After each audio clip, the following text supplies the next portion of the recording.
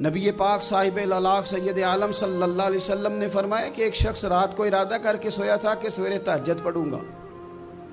ایک تو وہ ہے جس کا ارادہ ہی کوئی نہیں، فجر پڑھنے کا بھی ارادہ ہی نہیں، سرے سے پروگرام ہی نہیں۔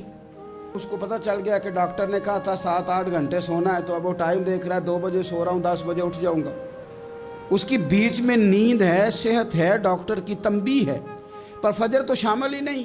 حالانکہ اس بات کو اچھی طرح سمجھ لیں، اگر آپ کا فجر پڑھنے کا ارادہ ہے اور 4 بجے کا 3:45 بجے کا آپ نے الارم لگا لیا ہے، تو 2 دن آپ کو الارم جگائے گا، تیسرے دن آنکھ خود بخود کھل جائے گی۔ انسان کی نفسیات ہوتی ہے کہ 2 دن وہ کسی چیز بھی اپنی عادت کو سونے جاگنے میں پکا لے تو تیسرے دن وہی اس کا وہ مزاج بن جاتا ہے۔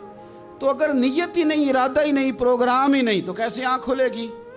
بلکہ پھر تو یہ ہوتا ہے کئی دفعہ آنکھ کھل بھی جاتی ہے، بندے اٹھ بھی جاتے ہیں پر اٹھتے ہی نہیں، نماز کا وضو ہی نہیں کرتے، آگے بڑھتے ہی نہیں، ہمت ہی نہیں کرتے۔ لیکن حضور کیا فرما رہے ہیں؟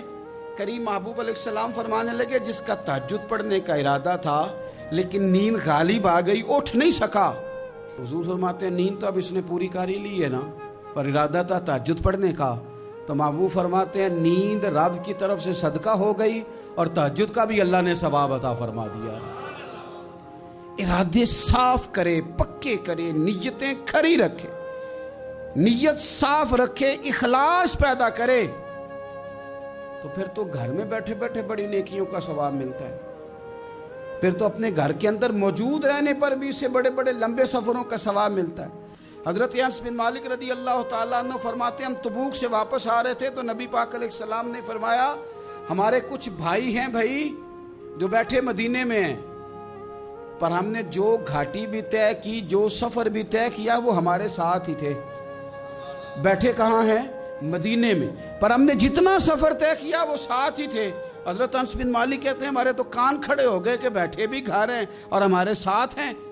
حضور سید عالم علیہ السلام نے پھر بات کو کھولا اور فرمایا وہ جان بوجھ کے نہیں بیٹھے رہے، ارادہ ان کا پکا تھا ہمارے ساتھ آنے کا، لیکن کسی مجبوری کی وجہ سے نہیں آ سکے۔ کوئی بیماری نے آ لیا تو نہیں آ سکے، چونکہ وہ مجبوری کی وجہ سے نہیں آ سکے، آ نہیں سکے، لیکن رب کریم نے ہم جس سفر سے گزرے ہیں اس کا اجر انہیں عطا فرمایا ہے۔ ثواب میں، اجر میں وہ برابر کے شریک ہیں، چونکہ ان کا ارادہ پورا تھا، پروگرام پکا تھا، وہ آنا چاہ رہے